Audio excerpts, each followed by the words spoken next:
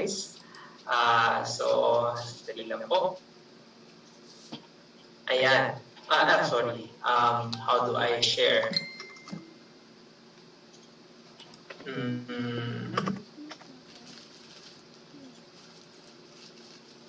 Share. Well, you present now. Ako. Okay.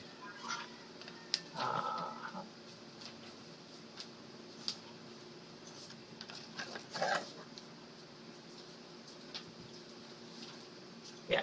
Can you see the screen, Bob? Yeah. Yeah. Okay. So so later on, I hope we have more time for question and answer. But I'll just run through this topic. So later on we'll see what sticky messaging is. But then essentially, from the word itself, sticky, lagkit, no, we want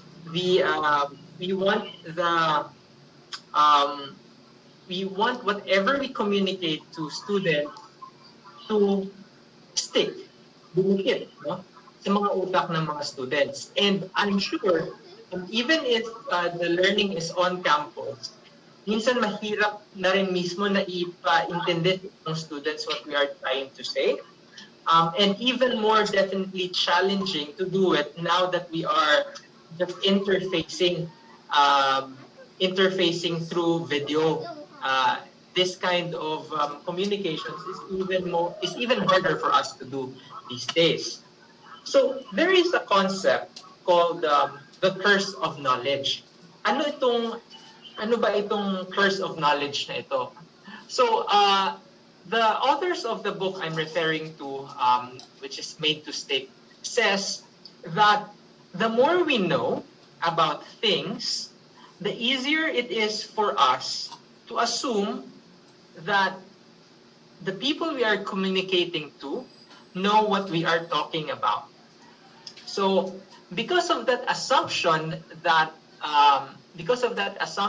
people already know what we are talking about, even if it's implicit only, it hinders us from communicating with the students or with the people we are talking to. So this morning, actually, the way we are doing this, itong topic na to, sana makatulong not only for your teaching of social studies, social sciences, but more on a general view of how we communicate what we want to communicate to others. So, iwasan natin, sabi nga nung authors nung book, iwasan natin itong curse of knowledge, itong sumpa na ito. Like for example, in teaching, probably you might have heard of this phrase from probably your principals or supervisors, ganyan, from the bosses, or even from among yourselves, how to maximize student potential. So it's very broad. You know what you mean. Like as a teacher, you know what you mean by maximizing student potential. But if you say, I want to maximize student potential to other people who are not teachers, it might be a challenge for them to understand it. And even for students, they might not be able to understand what does this mean. So, sometimes it could be confusing.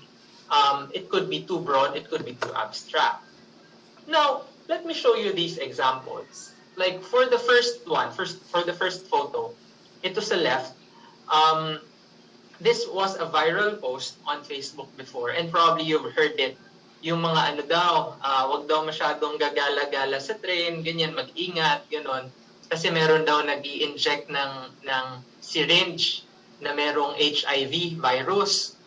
Also, another thing, yung kwento na yung Coke daw, dahil daw yung Coke ay may acid na nakakalinis ng dumi sa kubeta, ganyan, it causes osteoporosis. And also, there is this very famous guy, Mr. Agapito Flores, Engineer Agapito Flores, who was said to have invented fluorescent. And also yung sinasabi nila na yung Great Wall of China daw is the only human structure that is seen, that can be seen from space. Or another thing, did you know that only 10%, that we only use 10% of our brain in our daily lives? As you would expect, all of these make good stories, but they are all untrue. Hindi po sila totoo. And I will not go deeper into these one by one. No, you can look them up later. But these are not true. But why did it stick to us? Why did it remain? Actually, ako hindi ko yun makalimutan. I think some of them I learned in elementary school. Why did these stick? And probably because of some elements of stories that people have been using. So another thing,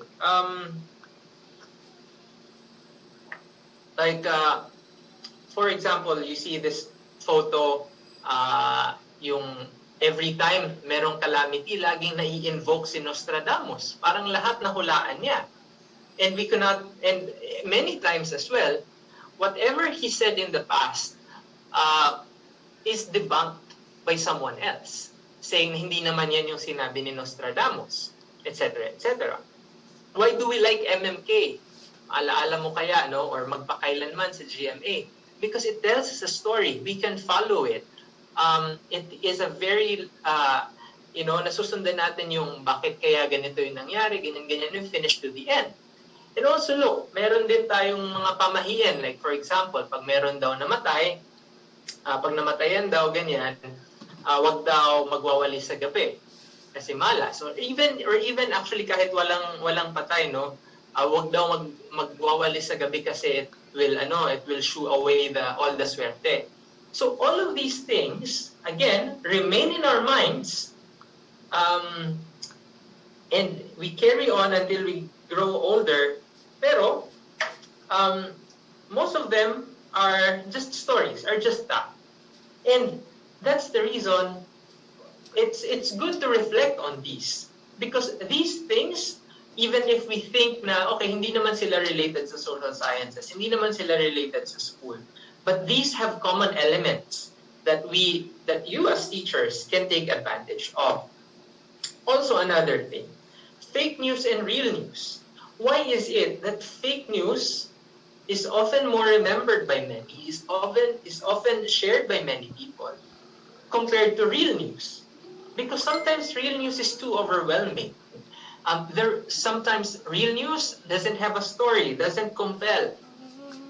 On the other hand, a lot of fake news stories, although a lot of them are so abominable, but they are usually written in such a way that it's easier to understand, and they have common elements that it's easier to digest, and they have their elements that ensure their virality. So what if? So the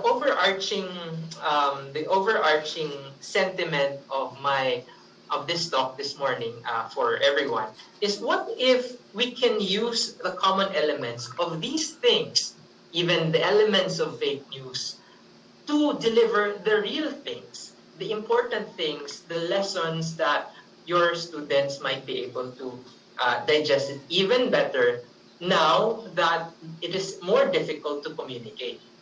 So, ito pa, to be more recent, a lot of people have also shared this information, which was, verified to be fake news as well.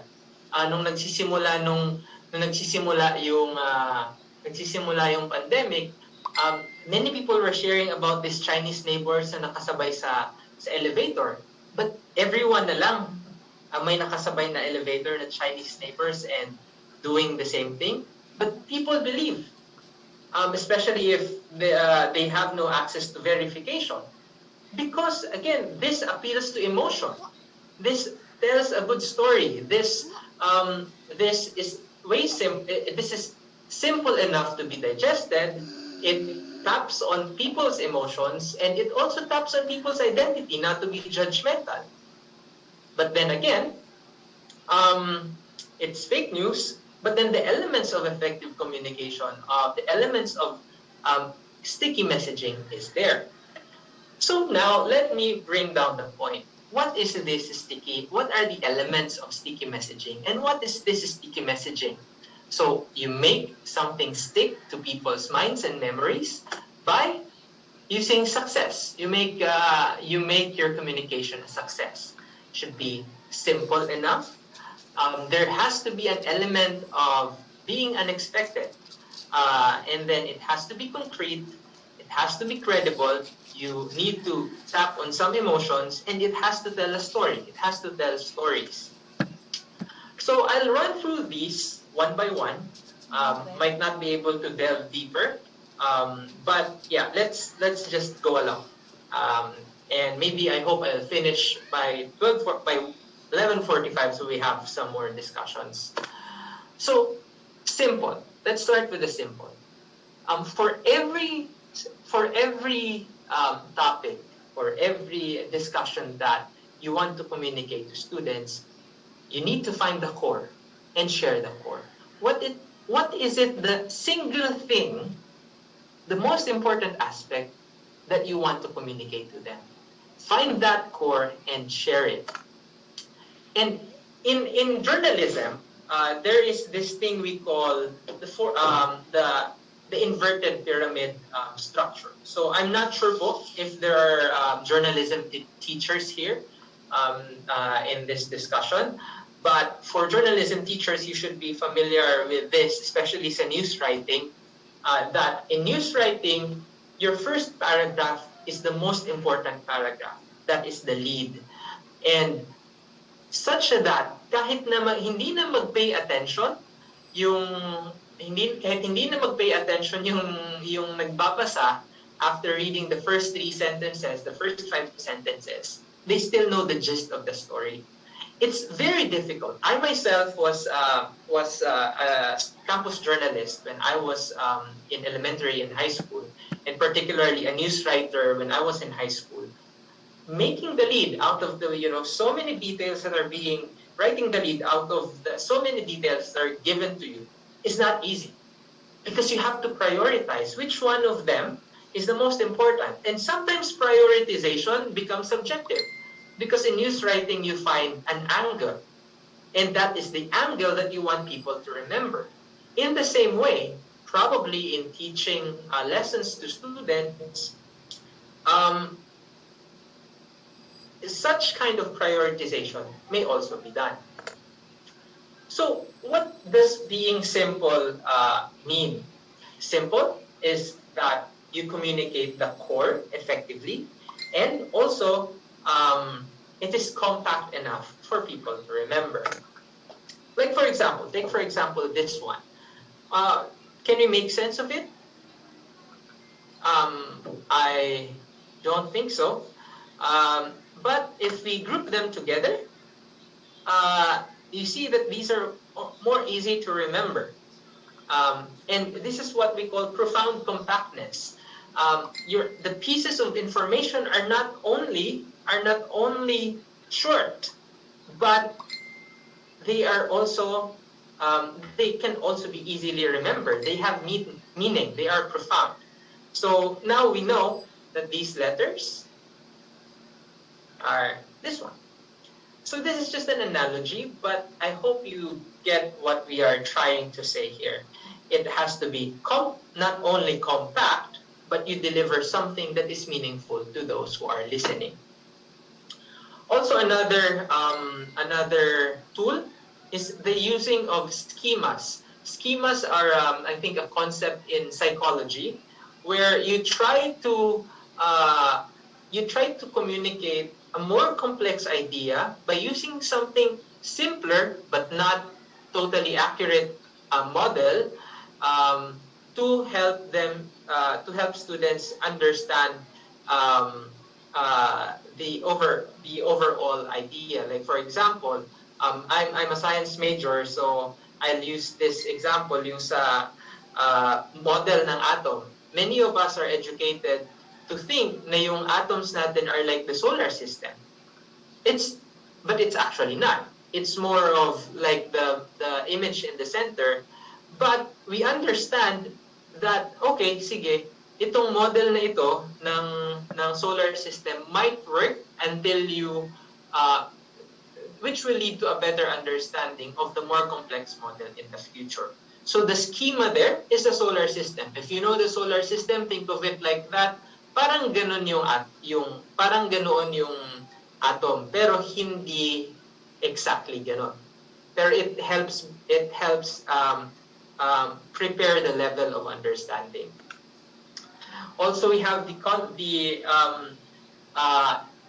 tool of using a high concept pitch. So, like for example, now many already use overhead LCD projectors. But before that, if you try to communicate what an LCD projector is to someone who hasn't seen it before, you can just say na, it's parang ano lang yan, parang overhead projector pero colored gumagalaw.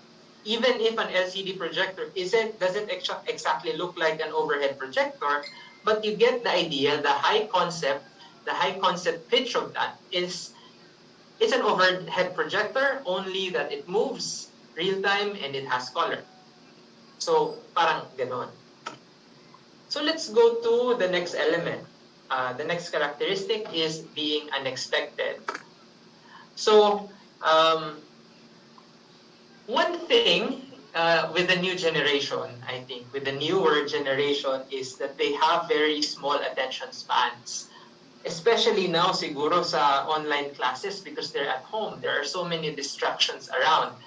So it's important to do a grab and hold. Grab their attention by surprise and hold their attention by sustaining interest. So when we say we need to grab attention by surprise, there is a necessity to break a certain pattern. If students are expecting ganito yung lesson ni ma'am last week, ganun uli ngayon pero iba lang yung laman, then at some point it doesn't engage anymore.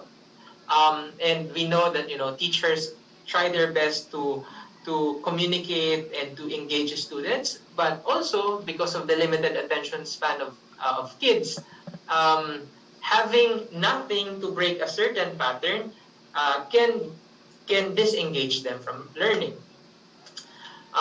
Break people's guessing machines. So we commonly say pag nanonood tayo ng pelikula, alam ko na ending niyan. Kasi we have this, guessing machine na lagi namang ganoon. But then when we grab attention by surprise and we break people's guessing machines, i-skip ko lang, no?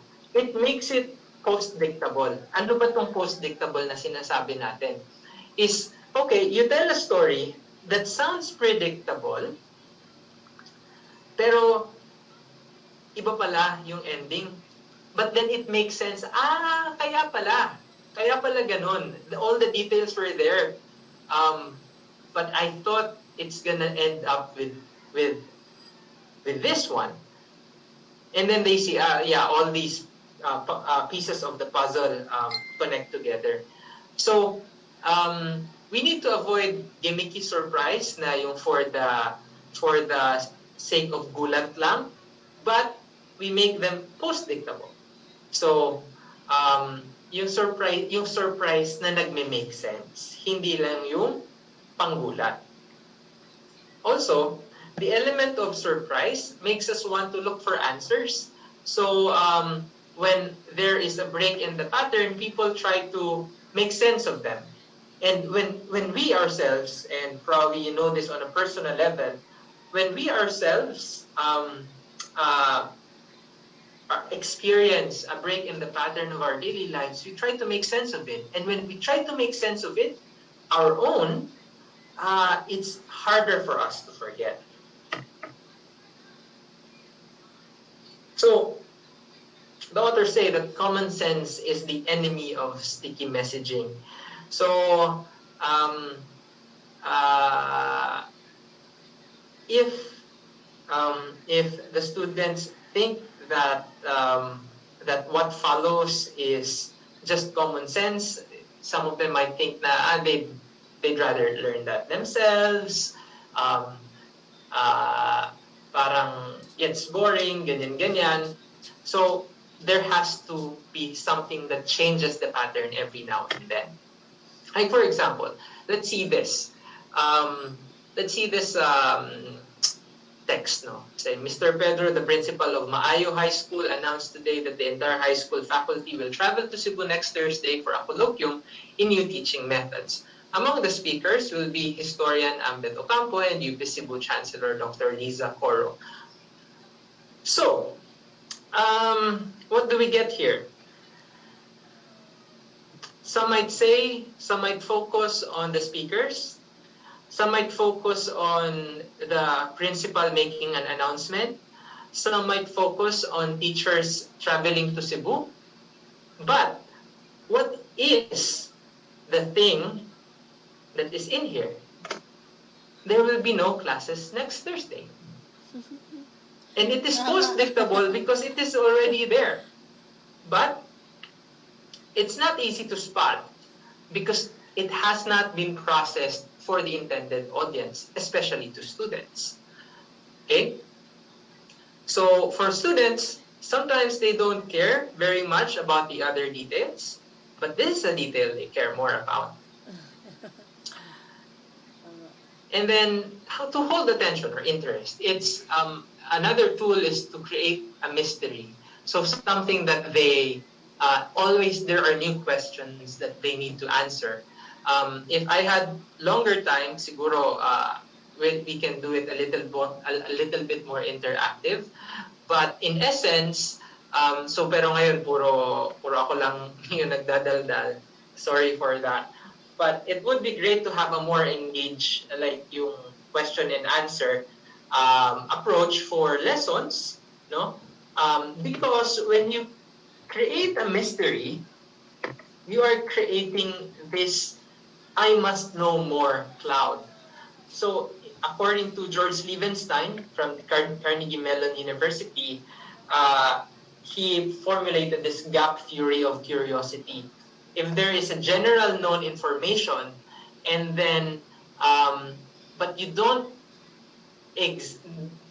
directly give the answers, you create some hurdles, like very deliberate hurdles for them to find out what the information is. There becomes a zone of curiosity, an area when students will probably get excited, get thrilled to know more. So yun yung gap theory of curiosity, which you may be able to take advantage of. Okay, so we have the first one, simple. The next one, unexpected. And the third one is concrete. So let's help people understand, or students understand and remember by using concrete tools. So like for example, this one. The abstract concepts, for example, of inequality, equality, equity, and justice are very much abstract. Sometimes some would think that they're highfalutin concepts, but I saw this infographic on Facebook. I think it's very useful. It's easier for us to digest. Parang puno na nakatagilid at nahuhulog lang sa isang tao. Yun yung inequality. Equality, okay, nagbigay tayo ng equal na hagdan, pero ganun pa rin, dahil may difference pa rin in heights, hindi pa rin maabot ng isa yung apple. And then equity is, okay, para magkaroon sila ng chance pareho makakuha ng apples, yung isa binigyan ng mas mababang hagdan, yung isa binigyan ng mas mataas para abot niya. So abot na nila pareho. But then, tabingi pa rin yung puno at saka mas marami pa rin bunga sa kabila. While justice, ayan, so fixing the system, yung sistema mismo yung inayos, yung puno mismo yung inayos, so that yung distribution ng apples ay mas maayos at yung access to it is also equal among others. So in just one visual, without even going through all those explanations that I did, it's easier to see because it's concrete. Language is often abstract. Like for example, in business, you have terms like reciprocal cost-based engineering, customer-oriented visionary paradigm, strategic logistical values, and then also in teaching, we have itong mga metacognitive skills, intrinsic motivation, portfolio assessment, developmentally appropriate, thematic learning. So these things are good. And we understand it because we are in it. But if you talk to a student and you say, oh, I want to develop your metacognitive skills, I want to inform you, I want to teach you developmentally appropriate language, etc., it will not make sense to them. And of course, I may not be able to suggest exactly how to do that, but finding a way to do that, which of course requires effort, will be very much helpful in communicating and achieving your goals, in your teaching goals. So, as I said, language is often abstract, but life is not abstract. So it is necessary for us to be able to communicate effectively, to find something that is not abstract and connected to them, in order for them to understand and remember what you are trying to say. So let's use this example. So I give you a few minutes to think. Just pick one of the six. And then one of the six options, like remember the capital of Camarines Norte, remember the first line of Bakit Ngayon Ka Lang, remember the Mona Lisa, remember the house where you spent most of your childhood, remember the definition of truth, remember the definition of a watermelon. So, Sir Tolitz, sir, are you there? Yes. Ayun. Sige, baka pwede tayong kumuha ng magre-recite sa bawat isa. Okay lang po? Kasi hindi ko kayo nakikita eh. So, sige po, sa number 1. Ako, number 1. Remember, ano po yung capital ng Camarines Norte? Daet. Daet. Okay. Remember, first line ng Bakit Ngayon Ka Lang? Bakit ngayon ka lang? Bakit ngayon ka lang? Bakit ngayon? Okay, okay. Okay. Yung, hindi ko na tinapos, sir. And then, how about remembering the Mona Lisa? Walang kilay, sir. Walang kilay. Okay. And then, you remembering the house where you spent most of your childhood. House. Meron po ba makapag-share? Ano ang ano? May hagdan, may tatlong tapakan na hagdan. Mayroong ang CR niya nasa loob lang ng bahay. Tapos sa ilalim ng bahay may manok. Okay. Okay po. And then thank you po dun sa nag-share. Sorry hindi ko kayo nakita kasi Sir Virgil Padirogaw. Sir Lauren. Thank you, sir. Remember the definition of truth. Sino po? Truth. Ano pong definition natin ng truth? Definition of truth daw. Reliable.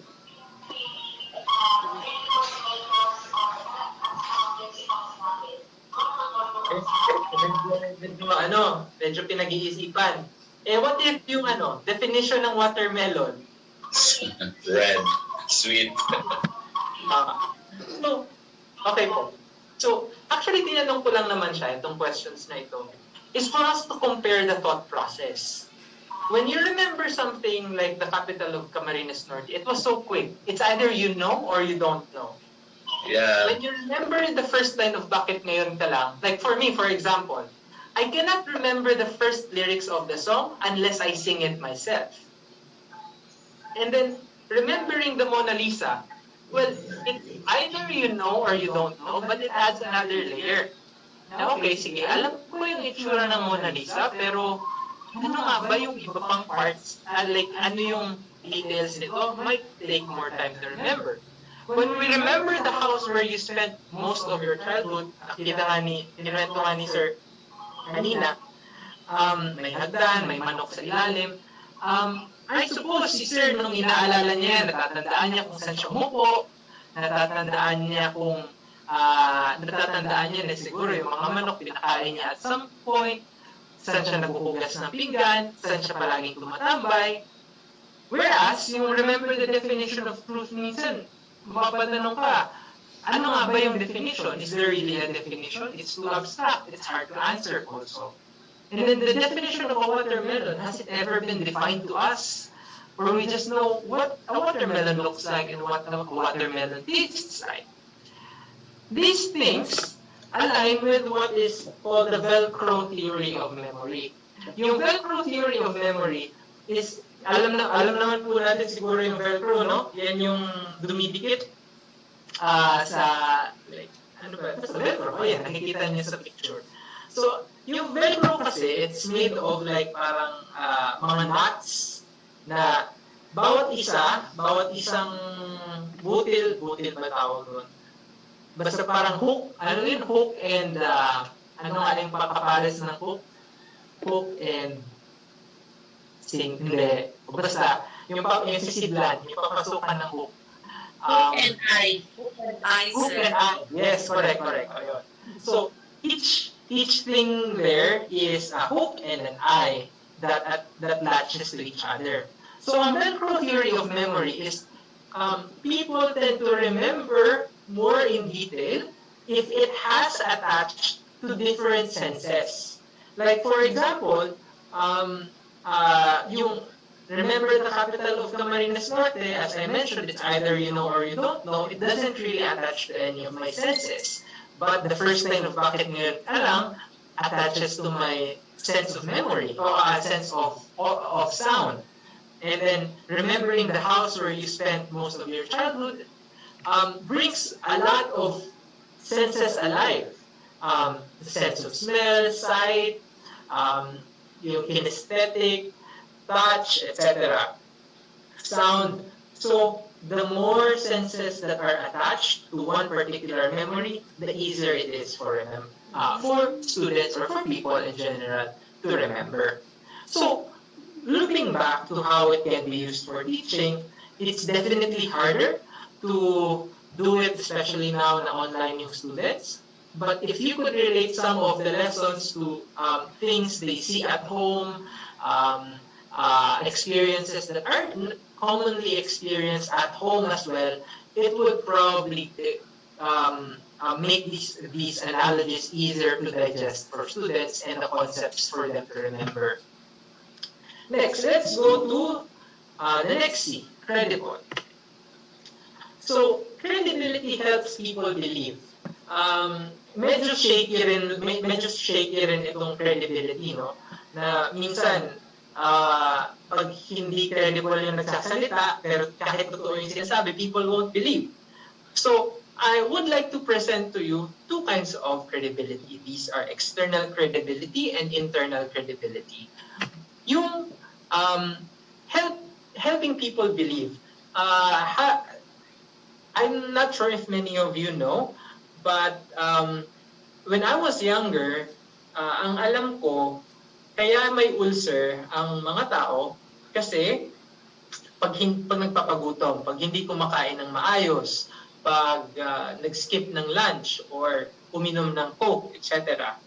So, yung ulcer before was associated with acid. But then, two doctors from Australia, si Barry Marshall and si Robin Warren, said that it's not the case. They said that it is caused by a bacteria, and nobody believed them because they had no external credibility. They are not scientists who work on these mismo. They are internal, parang yung internists, so internal medicine. And the scientific community didn't believe in them na bacteria ang cause ng ulcer. You know what they did? Ininom nila yung bacteria. Nag-culture sila ng bacteria, nilagay nila sa isang solution, and they drank it, and then drank it in front of people, and waited for the symptoms to show. And this made people believe, after so many years of convincing other scientists, that ulcer was due to bacteria. So they earned their credibility by proof, but it is a hard way. It's a hard way to approach making people believe. So yeah, so it earned them the Nobel Prize Award for life sciences yata. And then itong external credibility. External credibility has two types, yung anti-authority at saka yung authority. So yung anti-authority is usually yung mga taong hindi sumunod sa isang bagay. Like for example, COVID restrictions, yung pagsuot ng mask or yung paniniwala na ito ay isang tunay na pandemic. So this guy, I forgot his name, pero he's from the US. He thought that coronavirus was a fake crisis. And then when he contracted it, he changed his mind. And then I saw his interview telling people now, COVID is true. And then when you see this person saying that COVID is true at siya mismo naranasan niya yun dahil before he was not a believer, you would believe. There's a high chance that you will believe because someone didn't believe before but contracted it. So he becomes now credible. So he is an anti-authority. Let's go naman to authority. You probably don't know these two girls. I don't know them as well. Pero let's compare. Pag meron shampoo commercial, say si Chris Aquino yung tawag dito yung endorser or si Ann Curtis, ganyan. Nag-i-endorse siya kunwari ng Palmolive. Di ko sure kung yun na ini-endorse nila, Palmolive, ganyan. And then yung isa mong kaibigan na dati medyo magulo yung buhok, pero gumamit ng shampoo, sabihin natin, Rejoice, ganon. Between Rejoice and Palmolive, kahit na gusto mo yung artistang nagpo-promote, pero yung kaibigan mo na sobrang gumanda yung buhok dahil gumamit ng Rejoice, there's a high chance. Masaya sana kung mag-sharean tayo dito, pero we have around 30 minutes left. So there's a high chance that you would believe your friend. And that makes her the authority, more authoritative actually than Chris Aquino or Ann Curtis. I would even do that myself. If someone uses a new product, sometimes, some of them might be relatively unknown, but if I see my friend using it, and then he or she sees good results, I'd probably try that too. And my friend now becomes the authority. He or she earns the credibility more than other endorsers who do so. Ano naman yung internal credibility? So, as we see kanina, external credibility is having other people make you believe. Yung internal credibility naman is the information itself has credibility. Like for example, again, this one I showed you earlier. Ito yung tungkol dun sa recto ko noon na pagtuturukan ka ng may syringe na may HIV. So many details like people, most especially students, know rectal is just most crowded in Manila. Sharing this story, I don't know if it's worth it. A student went to Recto to buy a book. So, ayan yung school. She was walking with the crowd. She felt her arm grow a little heavier. So, may tactile sensory image tayo nito. When she looked and checked, she saw a syringe plunged in her arm with a note that said, "Welcome to the HIV world." At first, she thought it was nothing, a prank made by attention seekers. She decided to have herself checked in hospital. Ayan yung name ng hospital. And just in case, her result was HIV positive. So, this has internal credibility because it has so many details. No, regardless if it's true or not. But if you don't do your further research and don't know anyone from Manila, for example, who would refute this, you will believe it because there are power of details. That's why kailangan maging maingat din tayo when we read news online, news or fake news or articles online, because some of them use these tools to deceive other people, to communicate things that are untrue but make sense and has internal credibility. Also, we need to know when to use the statistics. So meron tayong tinatawag na human scale principle, na for example, yung human scale principle is we need to put the numbers in perspective. If we say there has been more than 7,200 COVID-19 deaths in the Philippines, that's just a number. Wala pang 10,000, no? I mean, we should not discount because this is a very big number of deaths and this is very alarming. But then other people's attention might not be drawn because 7,200 in terms of money is hindi naman ganoon kalaki, pero in terms of people it's a lot. But if we reframe it this way, isipin natin na 7,200 ang sakay ng isang eroplano is divided by 150 passengers. 7,200 divided by 150, it's like 48 to 50 plane crashes mula nung February or March. Pero tayo, pag merong isang eroplano na bumabagsak, na may plane crash, we get alarmed already. But seeing just the number of this, some people don't get alarmed. Kasi sa ibang bansa naman, mas marami. But then these are deaths that are not in any way less important than those who are killed in plane crashes. So and if we communicate them, again, with a more concrete image of what these deaths probably are or how they are equivalent in more human terms, then we see the impact of the gravity of the situation. Another way to develop internal credibility is by creating testable credentials. Ito yung mga see for yourself.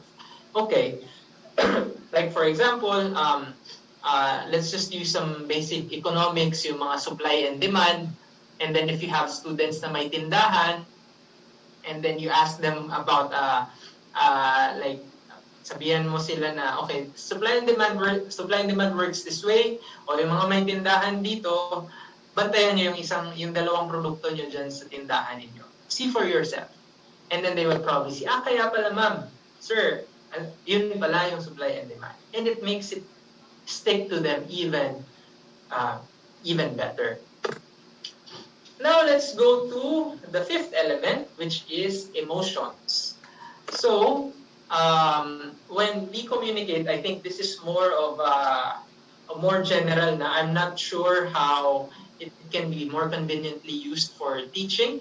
But another element of sticky messaging is emotions. Make people care. There is harness the power of association. You can appeal to self-interest and appeal to identity. So make people care. So like for example, this quote from Mother Teresa, if I look at the mass, I will never act. If I look at the one, I will. Ito yung ginagamit na strategy, say, ng mga charities. Minsan, if you say now, 10 billion, ganyan, hindi 10 billion, it's beyond the population. Say, 500 million, ganyan, people die of some disease or are in poverty, etc. Okay, it's just a number. It's bad to hear. I'm sorry to hear that. But sometimes life goes on. But if you are shown a picture of a kid with undernourishment or may sakit, ganyan, say Bantay Bata, they usually show yung mga 1 or 2 kids having health problems. It taps on our emotion because we see the human element in it. We see them not only as a number but as a human. And it makes us act. okay, sige, magpapadala na ako ng donation dito. That's one. Make people care. And then, also another way to tap on emotions is to use the power of association. Sometimes it can be abused as well. So kapag in-abuse yung power of association, it's called a semantic stretch. Like for example, some people say na, everything naman is relative. Pero, and when we say everything is relative, sometimes we associate them with Albert Einstein. But to some people's surprise, when they learn na relativity pala is not having a difference in the forces of in the forces of nature. Actually, yung relativity na dinidescribe ni Albert Einstein is that in a particular frame of reference, say, sumakay ka kunwari ng elevator, everything remains the same. And pero ginagamit madalas yung word na relativity if there are differences in opinions, etc. Pero the original concept of Albert Einstein is actually a little bit different. And that's semantic a semantic stretch, which still uses the power of association. People believe it because they say it's related to Einstein. But then, you can also use it in a good way by using the power of association in a more ethical way, maybe. And then another one, power of association with a concept. People are so used already to the term sportsmanship pag natalo sa laro. One coach used a different term. Like instead of sportsmanship na sanay na yung ibang tao to know of, he used honoring the game, paggalang sa laro. And it made their athletes now feel better because it's not sportsmanship sometimes equates to losing, but honoring the game, you see a higher value of honor, a higher value of respect that deep inside athletes and people want to associate them with. Appeal to self-interest. Appeal to self-interest answers the questions, why? What's in it for you? So when we talk to other people or to students, it would be good to think about what's in it for your students to learn about a particular concept. What's in it for students to learn, for example, that this particular particular former president did this but failed, or this particular leader did this in the past, which was good, pero later on, nagkaroon ng unintended consequences. Okay, these are all good information, but what's in it for them? What can they get from these stories, from these concepts? Learning, say, the demand curve, for example. Ganyan. Ano yung makukuha nila dyan? Let me just give you an example of what's an appeal to self-interest. No? Like for example, tong Colgate, usually yung approach nila is more scientific. Proven by doctors, ganyan. Pero tingnan natin yung close-up.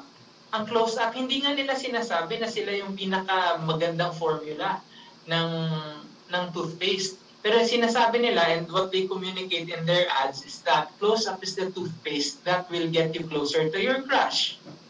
So, it appeals to self-interest in a way that they still get to communicate. Kasi di ba, pagka mabango yung hininga mo, baka maganda nga yung toothpaste. So, in the same way, dun sila nakakapag-tap sa self-interest ng tao na hindi naman nila actually desire in itself yung malinis na ngipin at mabangong hininga, pero yung higher need nila is to get closer to their crush. Consequently, nagiging malinis yung ngipin nila because they use close-up. Ganun. So those are the consequences of using this method. And for those na interested in psychology, probably you've seen this, the Maslow's hierarchy of needs.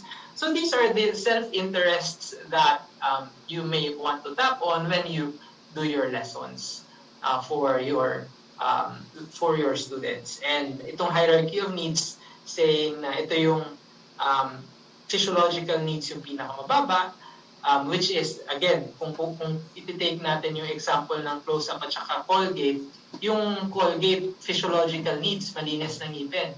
Pero yung close-up, they tapped on love, intimacy, no, sense of connection, more than the ngipin. And finally, stories. So there are two kinds of stories that are useful for communication. Stories are as simulation, how to act, and stories as inspiration. So gives people the energy to act. So stories as simulation. I think ang lagi ko naaalala is yung sa economics, no, kasi maraming simulation diyan, no. Halimbawa, ito ibenta mo ng ganyan. Meron ka kunwaring apples, meron kang oranges. Ito mas marami, ito mas onte, etc., etc. So it makes students simulate in their minds how they're happening. And it is said that mental practice alone produced about 2/3 of the benefits of actual physical practice. And stories as inspiration, we are very much familiar with it, with the different kinds of plots that we can use. A challenge plot. So I think in the Philippines, it's so popular. Laging meron tayong David and Goliath story. And we gusto natin, natatalo natin yung kasamaan, yung kadiliman, etc. And it makes us remember more easily. It attaches us to them. Connection plot, yung mga Good Samaritan stories, it drives us to do good to other people. And the creativity plot, like for example, yung Newton's apple. So these things, as you see, marami tayong kwento na maaalala na nagpa-follow ng ganitong plot. Halos pare-pareho lang yung plot, iba-iba lang yung characters, iba-iba lang yung naging outcomes, but it's easy for us to remember. So, in summary,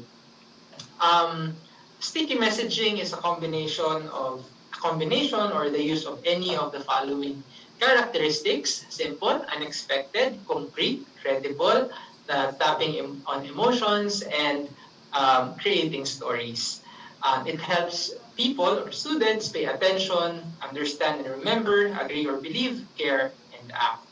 So, ayun po. Maraming salamat po sa pakikinig, and then maybe we have like 10 to 15 minutes of question and answer. Thank you very much. There you go. Thank you so much, Sir Lawrence. So much, friends. Ingat dyan.